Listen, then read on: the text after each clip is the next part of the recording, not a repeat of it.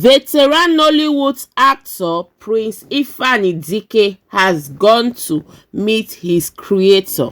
My people, this one no be matter we take the jolly our heart. As in one day, how many people take go R1P from Nollywood, my people? The entertainment industry just get as it take the be for our eyes, my people.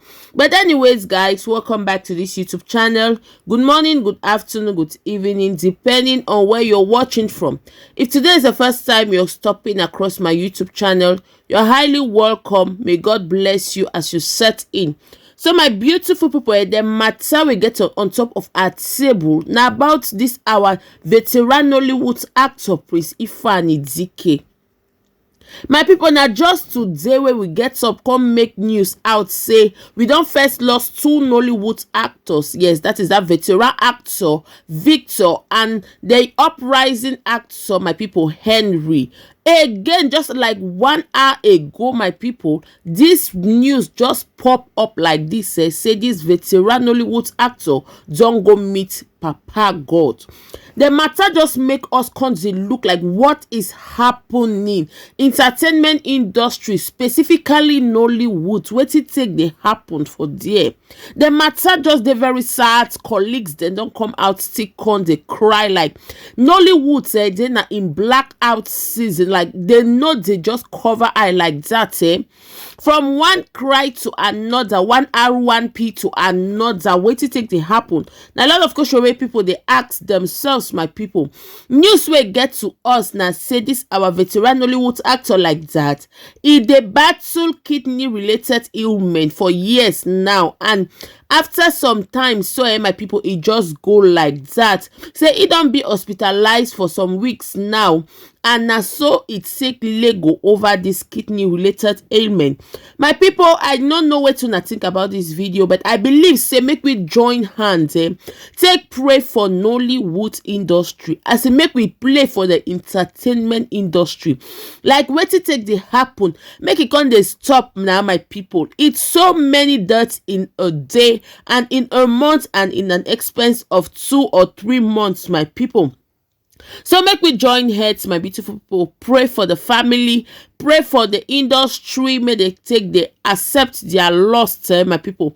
Meanwhile, I still get video for year about this Nollywood actress where they lay on to rest today, Rachel Oniga. Yes, late Chief Mrs. Rachel Oniga. My people, I go leave another video, make una watch by una self. But before that, please, if you've not subscribed to this channel, do me a favor by clicking on that red subscribe button. Turning on your post notifications so that whenever I upload a video, you'll be amongst the first to be notified. I'll see you on my next video. As of now, I'm out. One love.